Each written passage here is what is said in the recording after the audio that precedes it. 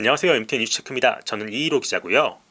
지난해 말부터 시작된 공모주 시장 한파가 2025년에도 그치지 않고 있습니다. 실제로 올해 1월부터 지난 2월 4일까지 상장한 7종목 가운데 6종목이 상장 당일 종가 기준 공모가 밑으로 주가가 와르르 떨어지는 모습을 보여줬는데요. 상황이 이렇다 보니 공모주에 상장 당일 투자한 개인 투자자들은 피해를 볼 수밖에 없고요. 그러면서 이들 공모주가 최초 가격 산정 단계부터 문제가 있는 게 아니냐라는 지적이 나옵니다. 문제는 과연 무엇일까요? 금융당국과 한국거래소, 금융투자업계 등을 취재해봤는데 공모가 산정 단계부터 가격이 부풀려질 수 있는 구조적 정황, 그리고 이를 견제할 수 있는 제도적 장치의 미비가 보였습니다.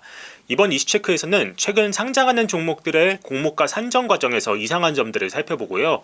소위 공모가 뻥튀기라 부르는 현상이 왜 되풀이될 수밖에 없는지 구조적 문제를 취재해봤습니다.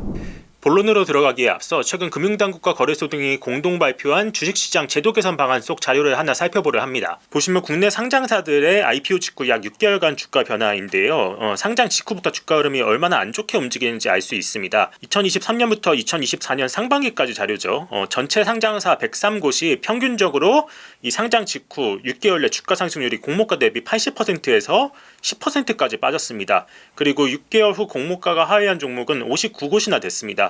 하락폭은 60%에서 마이너스 33%로 거의 100%포인트 가까이 빠진 게 확인이 되죠. 보도자료를 보면 이런 내용도 나와 있습니다. 중장기 투자자 역할이 기대되는 기관 투자자도 배정받은 공모주를 상장 직후 매도해서 차익을 실현하는 경우가 많다. 이런 단기 차익 투자로 인해 수요 예측이 과열되고 적정 공모가 산정이 저해되고 있다. 주가 흐름도 상장일에 급등한 후 지속 하락하게 되는 등 주가 지수에 부정적이다라는 그런 문구가 나와 있죠. 이게 시사하는 바는 이렇습니다. 금융당국조차 IPO 시장이 단타로 돌아간다고 보고 제도 개선 방안을 낼 정도다라는 겁니다. 다시 말해 주식을 발행하는 상장사나 상장 주관사, 그리고 그걸 관리 감독하는 한국거래소와 금융감독원 등이 있음에도 공모주 시장에 적정한 공모주 가격이 산정되는 기능이 작동하지 않고 있다라는 뜻이죠. 사실 공모주 시장이 단타로 돌아간다라는 건 어제 오늘 일이 아니기도 하고요.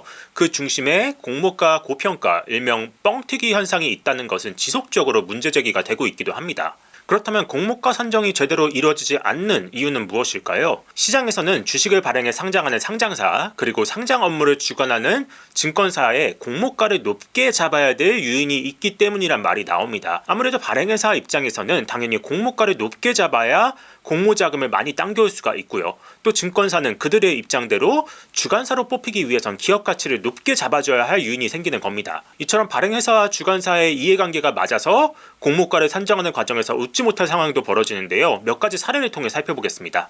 첫째 기업은 우리한테 잘 알려진 기업이죠. 백종원 대표로 유명한 더본코리아입니다. 더본코리아는 공모가 34,000원에 상장을 했는데 상장 직후에 주가가 64,500원까지 올랐었습니다.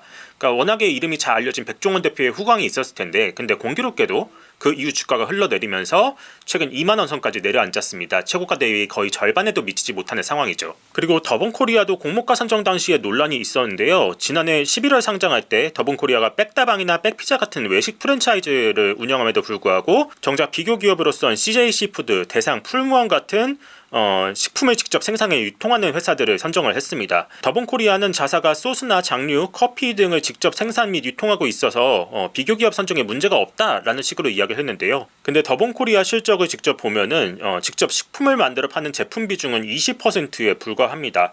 그리고 이 비교기업 가운데 CJC푸드나 풀무원은 더본코리아 공모가 산정 당시에 평균 PER, 주가 순이익 배수죠. 이걸 올리는데 일조하기도 했습니다.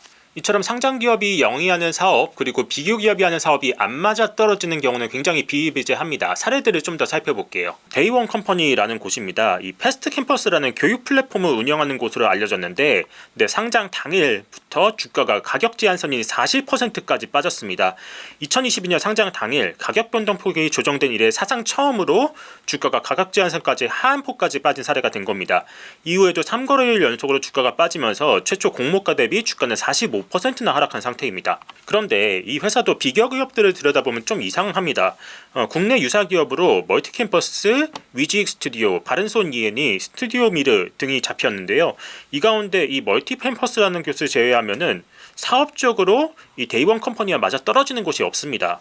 보시면 이 위지익 스튜디오나 바른손 ENA는 영화나 드라마 콘텐츠를 제작하는 곳이고요. 스튜디오 미르는 애니메이션을 제작하는 곳입니다. 그러니까 교육 플랫폼 사업을 하는 데이원 컴퍼니하고는 공통점을 찾기가 힘듭니다. 그리고 데이원 컴퍼니는 이 공모가를 산정할 때 회사의 2024년 연 환산 매출액에 비교 기업의 매출 대비 시가총액 평균치, 일명 PSR을 곱하는 방식을 택했는데요. 이 비교 기업 가운데 이 세 곳 다시 한번 보겠습니다. 보시면은 3.15배, 4.03배, 5.49배 다른 비교 기업군에 비해서 이 세 곳이 유달리 높습니다. 그래서 사업적으로 맞지 않는 이런 기업들을 일부러 끌고 와서 기업이 PSR 배수를 높이려고 한 게 아니냐라는 그런 시각이 생길 수밖에 없는 것이죠. 또 하나 볼 곳은 오는 3월 상장을 앞둔 TXR 로보틱스라는 곳인데요. 원래 이곳은 스마트 공장 자동화를 하는 기업인데 근데 자사 사업에 로봇 자동화 사업이라고 이름을 붙여서 피어 그룹으로 세 곳을 선정을 했고요. 이 세 곳의 PSR 가치가 무려 11.15배나 나왔습니다.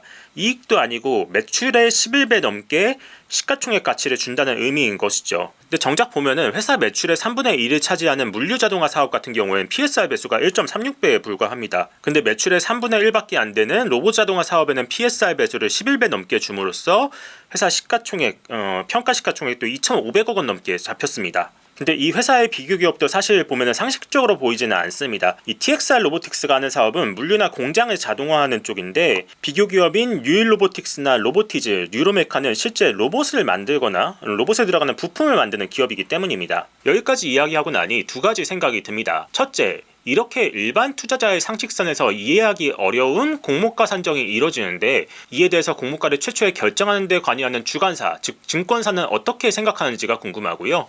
둘째로 이런 것들을 관리 감독해야 할 한국거래소나 금융감독원은 이 문제를 어떻게 관리 감독하고 있는지도 의문이 듭니다.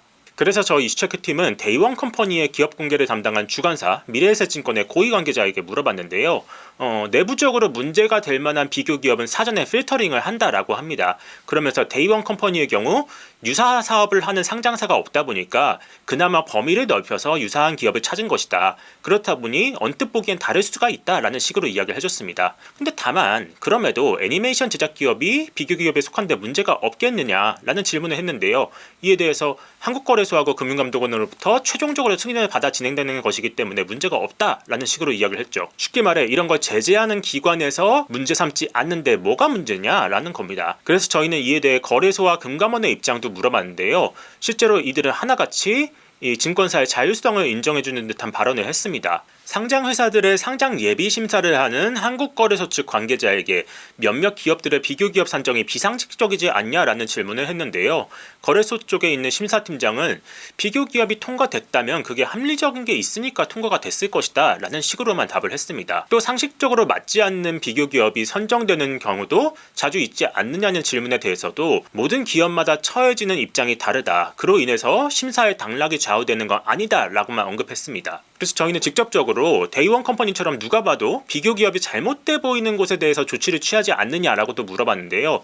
이에 대해서 전혀 관여되지 않는 기업을 넣지는 않는다. 사업 현황을 비춰봤을 때 합리적인 게 있을 테니까 통과가 됐을 텐데 근데 그 부분에 대해서는 구체적으로 답변하는 게 문제의 소지가 있을 것 같다. 그러면서 공모가 산정에 관련돼서는 금융감독원이나 각 회사에 물어봐야 한다 라면서 바통을 넘겼습니다. 그렇다면 금감원 측의 입장은 어떨까요? 상장사들의 증권신고서하고 투자설명서를 담당하는 심사부서 관계자에게 비교기업 선정에 문제가 있을 때 어떻게 하냐고 물었는데요. 이 관계자는 피어그룹과 공모가 산정은 회사들이 자율적으로 기재를 한다. 금감원은 공모가 산정 근거 등이 투자자 보호 차원에서 잘 기재되는지 정도만 살펴본다 라고 답을 했습니다. 그리고 저희가 비교기업 선정에 대해서 금감원 차원에서 뭔가 따로 검증하는 게 있지 않느냐라는 질문에 대해서도 주관사들이 기준을 정하고 분류하는 절차를 잘 기재하기만 하면은 그게 잘 기재되는지 정도만 살펴본다 라는 식으로 이야기를 해줬습니다. 또 데이원 컴퍼니 같이 비교기업 그룹 선정이 누가 봐도 잘못돼 보이는 곳이라 하더라도 신경 쓰지 않느냐는 질문도 했는데요. 이에 대해서 아니다. 보긴 보지만 근데 그게 완전히 불합리하다는 정도까지는 판단을 안 했을 것이다 라고 답을 했습니다. 그러면서 딱 일치하는 기업이 있으면 좋겠지만 그렇지 않은 경우가 많아서 다양한 요소들을 고려해 결정하고 있다라고 설명을 했습니다. 그러면서 비교기업 선정은 업계에서 자율적으로 정하는 부분이기 때문에 그런 부분은 존중을 해주면서 근거 기재가 불합리한 경우에만 근거 기재를 요구한다던가 하고 있다라고 답을 해줬습니다. 그래서 어떻게 보면 공모주가 상장하는 데 있어서 가장 중요한 게 공모가 산정일 텐데요. 근데 거래소하고 감독원의 말을 들어보면 공모가 산정이 적절한지 판단하는 데 대한 기준도 부재하고 또 이게 특별히 문제될 게 없으면 그냥 인정해준다라는 뉘앙스로까지 들리기도 합니다. 그래서 저희 이슈체크팀은 실제로 이런 기준이 없는지에 대해서 금융투자협회에도 물어봤는데요. 금융투자협회 관계자 또한 공모가 산정에 발행회사와 주관사의 자율이 일정 부분 들어가며 제도권에서 따로 정한 공모가 산정 기준이 없다라고 이야기를 해줬습니다. 다시 말해 회사별로 나름대로의 방식으로 공모가를 산정한다라는 것이죠. 사실 이런 부분에 대해서는 업계 내에서 문제가 아니냐라는 지적도 나옵니다. 증권가 투자은행부서에서 오래 몸담은 업계 관계자 이야기를 들어봤는데요. 주관사로서는 비교 기업으로 삼기 괜찮은 곳, 다시 말해서 밸류를 높게 받을 수 있는 곳을 끌어들여야 한다. 근데 그에 대한 명분과 합리성을 찾는 게 주관사의 역할이다라고 말을 해줬습니다. 다시 말해서 거래소나 금감원이 따지는 명분이나 합리성을 잘 꿰맞추기만 한다면 어느 기업이 비교 기업으로 선정되더라도 이 거래소나 당국에서 크게 문제 삼지 않는다라는 걸 주관사는 또한 잘 알고 있다는 겁니다. 그래서 지금까지 발행사나 주관사가 공모주 가격을 쉽게 뻥튀기 할 수 있는 구조적 요인을 공모가 산정 단계에서 찾아봤는데요. 정리하자면 이 주관사와 발행회사가 공모가 산정에 상당한 재량과 자율성을 가지고 있고요. 이를 관리 감독할 한국거래소나 금융감독원은 공모가 산정 논리가 그냥 딱 봤을 때 일견 타당하다면 다소간 반감하는 측면이 있다. 그리고 공모가 산정에 있어 특별한 기준이 없다라는 점이 가격이 부풀려질 수 있는 구조적 요인이 되는 것으로 보입니다. 그리고 사실 금융당국도 이런 사실에 대해 외면하고 있는 건 아닙니다.